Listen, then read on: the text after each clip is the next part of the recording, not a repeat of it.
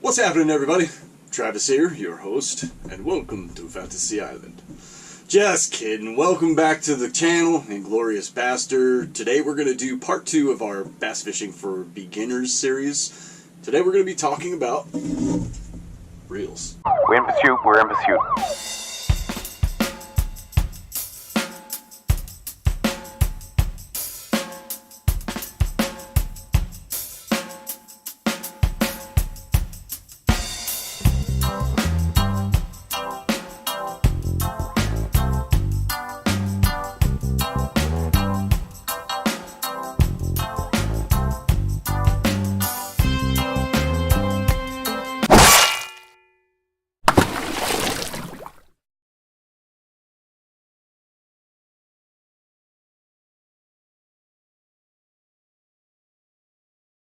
This is actually take 2 of the video, because about 10 minutes into the first take, I did something really boneheaded and spilled my beverage all over the table.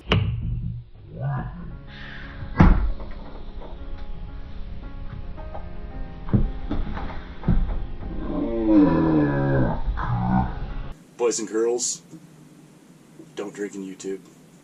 Alright, so as I mentioned before in the last video, we're going to primarily be focusing on bait casting reels, because bait casters, they have more of a learning curve to them. There's some complications you will find. You will find that you will get very good at getting rid of backlashes, because it's going to happen a lot. I'm like a pro at it because I do it all the time. It happens less and less frequently as you go along, and a way to avoid it is to have things set up properly. So let's switch over here to the close-up. Okay, this is a bait casting reel. Now, price range, they run the gamut. You can get totally decent reels for $60 to $70. You can actually spend up into the thousands if you decide to go that route. This is not my most expensive reel, but it's not my cheapest either. This is a Abu Garcia Revo X. This runs around $100. I also have a Revo SX that runs, I think about $160. This is a damn fine reel for the $100 range. There are a few things that I look for when I am choosing a reel. One of the features that I prefer is that the adjustments are indexed. You're going to have 2 adjustments on a bait caster. The first one is going to be your resistance, which is this little itty bitty knob here that's located right behind the handle of the reel, the crank, and it's kind of stuffed in there behind the drag. Drag is the third adjustment. We'll get to that in a minute. The second adjustment is going to be the brake. Now, I like mine to be indexed, and what I mean by that is I like there to be a click. I don't know if we're going to be able to hear this, so we'll be real quiet.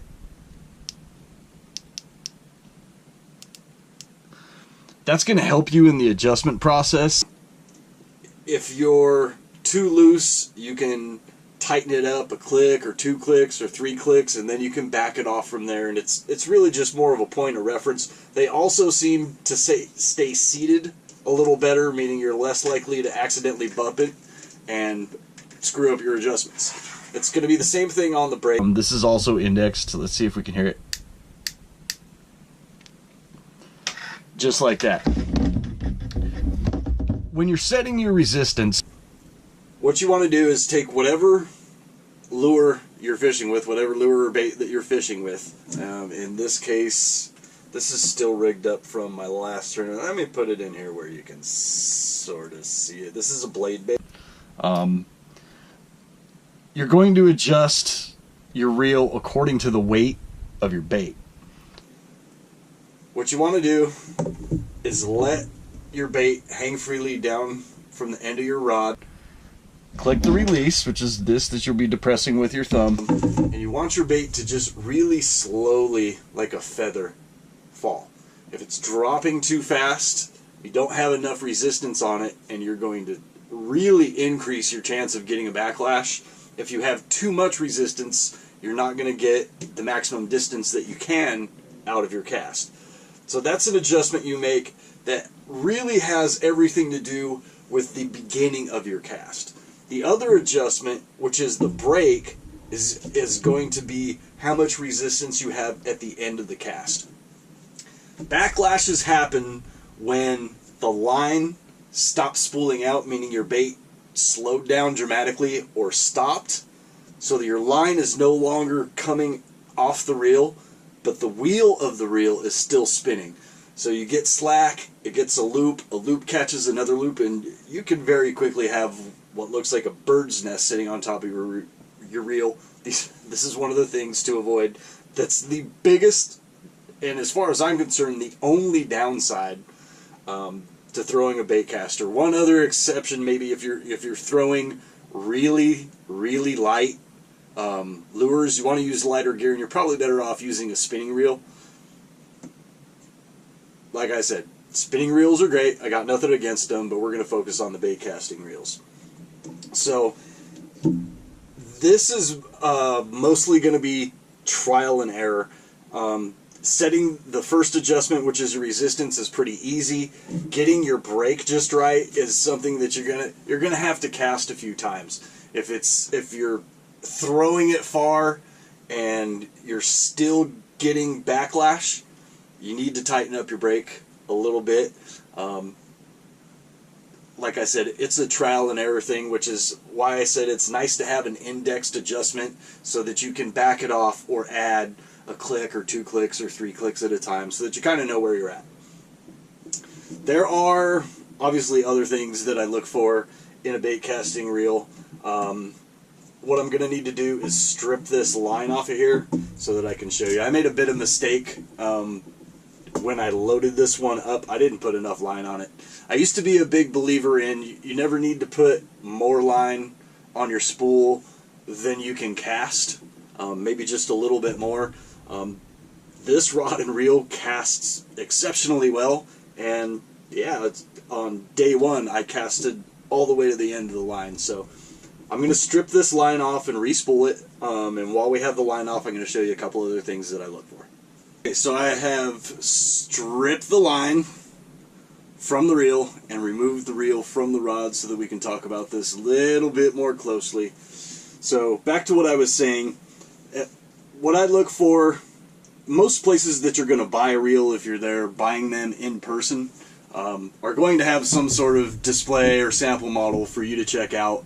I know places like Cabela's and Bass Pros, they will actually have a reel mounted on a short piece of rod so that you can check it out. And I look for, one of the things I like to look for is how freely and how smoothly the spool moves. What you want to do is hit your release here. First off, pay attention to the direction of the reel. So as you can see, as I'm reeling it in, the line is coming through here and it's going over the top. Okay? When the line is spooling out, it's going to be the opposite. So instead of the reel moving this way, it's going to be, the top is going to be moving out towards the end of the rig. So what I like to do is start by moving the brake all the way to the minimum amount of brake position. Okay, that's at minimum. I'm also going to take the resistance, and what I want to do is back it completely off.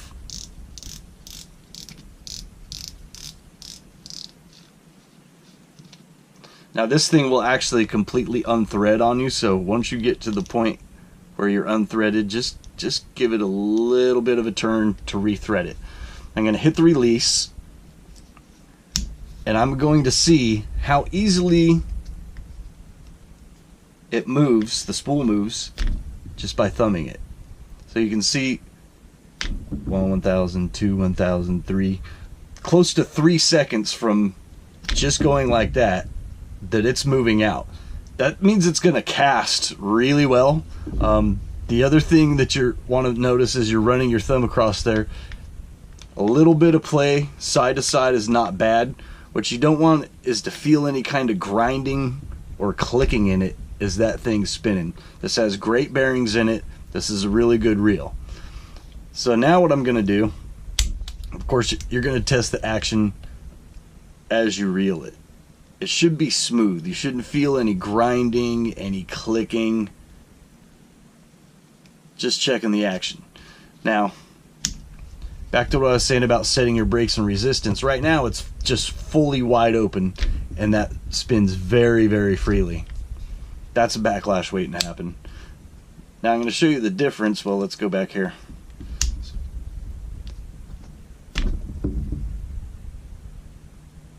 It spins great. Now I'm going to crank the resistance all the way down.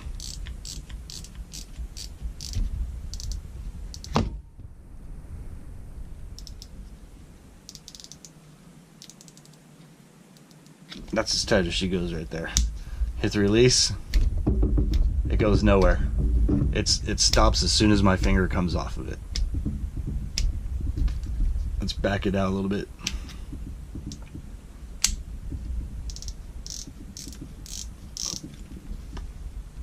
Now we're probably about halfway into the resistance,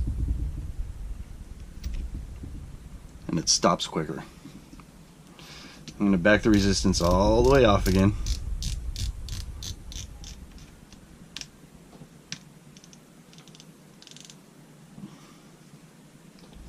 So now we're spinning freely. Now I'm going to do the same thing with the brake. I'm going to put the brake all the way to maximum, spin it, and as you can see, it starts spinning easily but quickly slows down.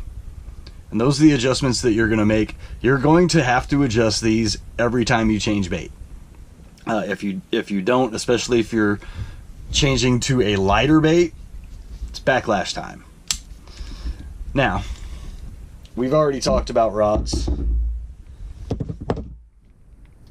And now that we're on reels, let's just show you how this all goes together. So as you can see at the bottom of the reel, you have these two tabs here that are just going to slide in right here. Then the upper tab is going to seat itself as you twist this into place. It's going to clamp down. Don't get crazy tight on it, because you'll have a tendency to go too far and split that retainer open. There you go.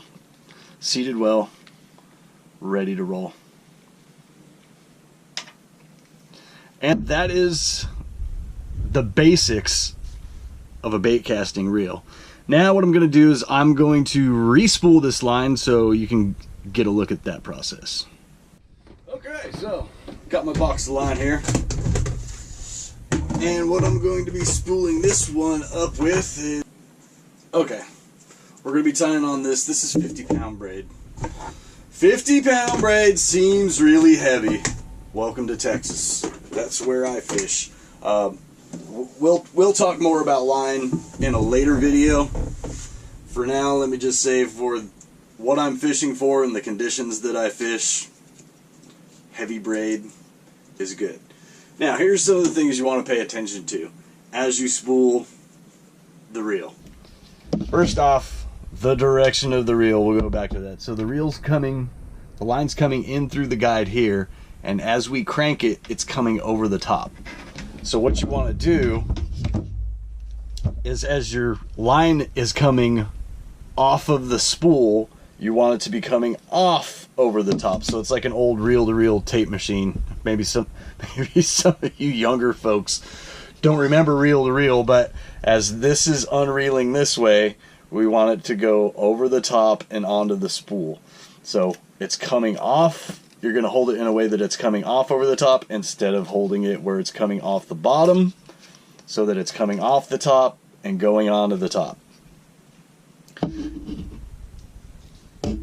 I found it's easier to not feed it through every single line guide.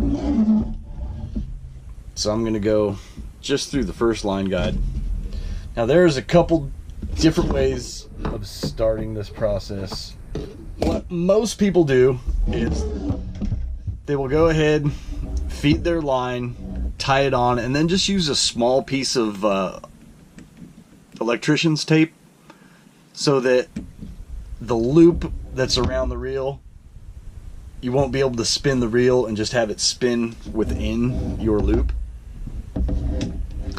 I do it a little differently. I've done it both ways. The way that I'd normally do it requires just a bit more patience. Yeah. If we can get that to feed. I really wish I had brought reading glasses with me on this trip, but I did not. Okay, so what I'm going to do is once I'm through the guide here, I'm going to use these holes that are in the reel, and I'm going to really attempt to feed it through one and out the other. This is a little difficult, especially with braid. Okay, that took a really long time, which is why most people use tape. As you can see there, it's going in through one of those holes in the reel and then coming out another. They don't have to be right next to each other, but they should be in the same row the long way. Okay, now we're going to tie a knot. I'm just going to do a quick uni knot. We'll talk more about knots in another one. The knot that you tie here is not the most critical knot that you will be tying. This is just to keep the line attached to the reel. Okay. So we're going to pull that down nice and tight on the reel.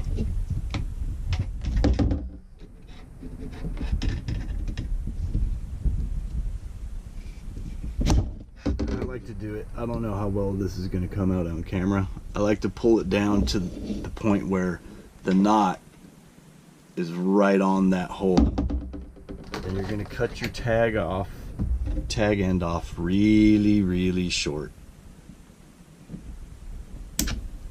You don't want that little thing flapping around in there causing you problems. Okay, now that that's set, we're going to take our spool here, and remember we want it to be coming off the top. You can have a buddy stick a pencil through there. You can buy yourself a spooler made just for that purpose. I just put it back in this box here between a couple of other spools and let it rip. Okay, as you can see, I'm in the RV. It's kind of tight quarters, low ceilings and whatnot. I'm going to take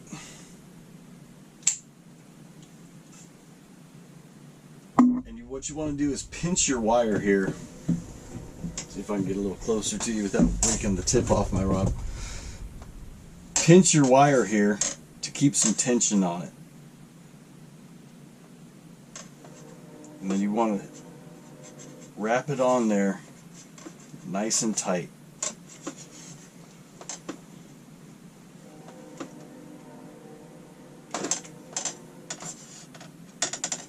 You don't want any slack in there, because those slacks will cause loops. Loops cause birds' nests. As I was saying before, I used to be in the camp of adding just slightly more line than you can cast, but that's been a problem. And as you're cutting off baits and retying, you're losing a little line at a time. So I'm not going to load this thing up to 100%. But I'm going to load it up a lot more than I did it the last time. Okay, so I'm spooled up about as much as I want to be.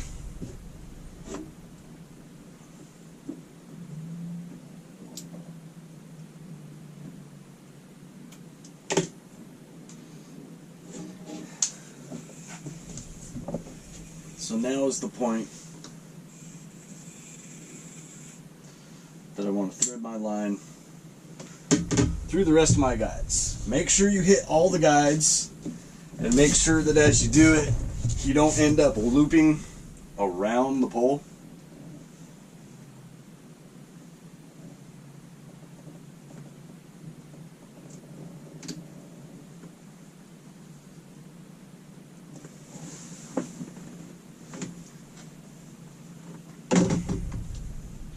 These tight quarters are not really conducive to doing this stuff, but I am staying in an RV and it is raining outside, so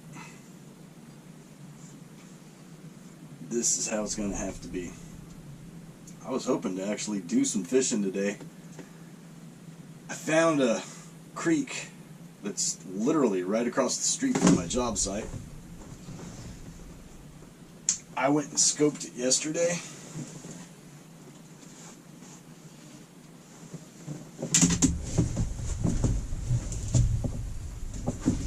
As I was saying, I went and scoped it yesterday. It was actually pretty clean water. Did not see any bass. I did not see any large fish at all. No bass, no cats, no gar, no carp. What I did see is a lot of turtles and a lot of bait fish. I think there is potentially bass in that creek, even though I didn't see any. But the weather dropped about 20 degrees today. The sun was not out. Bass do not like cold fronts. It dropped 20 degrees in 24 hours, and it's going to drop about another 20 degrees tonight. So fishing may be on hold until the weather warms back up a little bit. It was 82 degrees in Houston yesterday. Right at the beginning of February. Okay, so now I've got it spooled up. I'm going to end up tying a leader on here. We'll talk more about that in probably the next video. Not sure whether we're going to do baits or whether we're going to do fish line and knots or whether we're going to combine the two. The two do kind of go hand in hand. We'll also be talking about what lines to use, in which conditions, why I choose the things that I do. All good information that hopefully makes it a little bit easier on you guys to learn how to use these bait casters. It was difficult for me.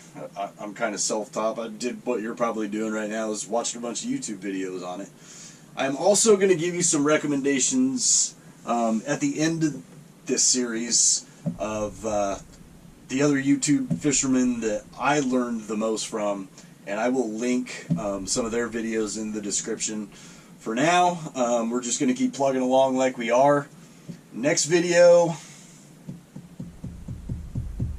we're going to do lines. We're going to do lines and knots. We've got rods covered.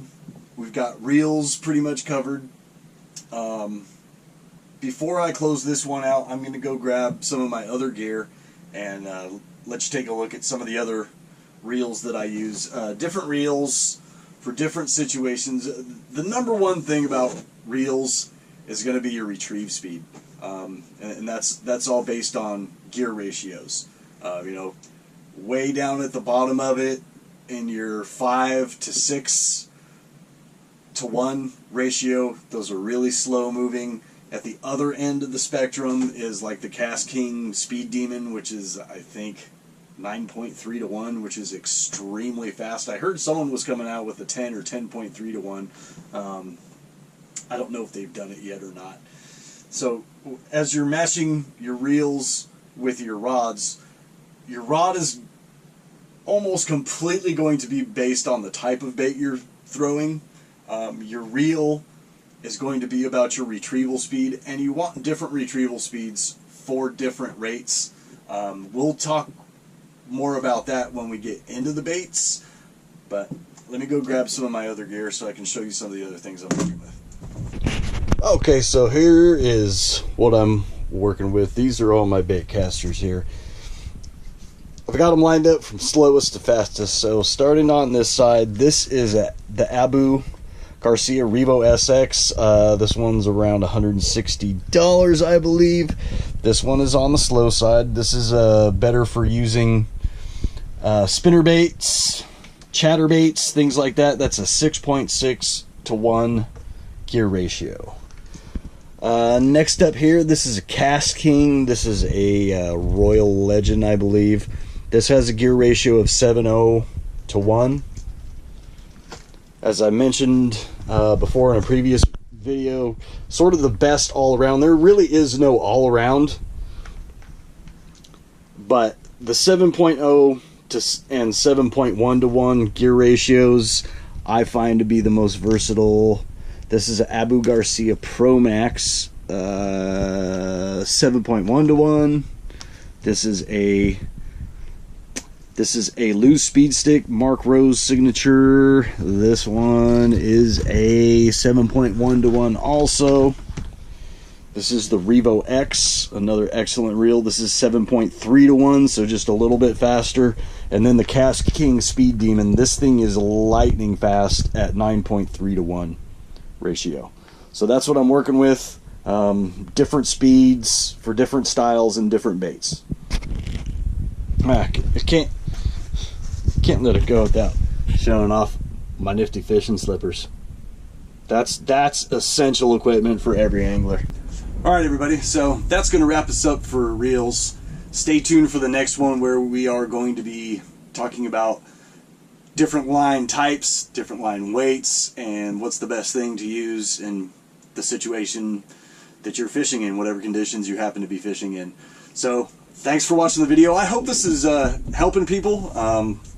I love introducing people to fishing. Fishing's a lot of fun, and hopefully this will decrease some of your frustration, and hopefully it will also decrease the amount of time you spend jacking around, re-rigging, getting knots out, so you can spend more time actually reeling in those fish.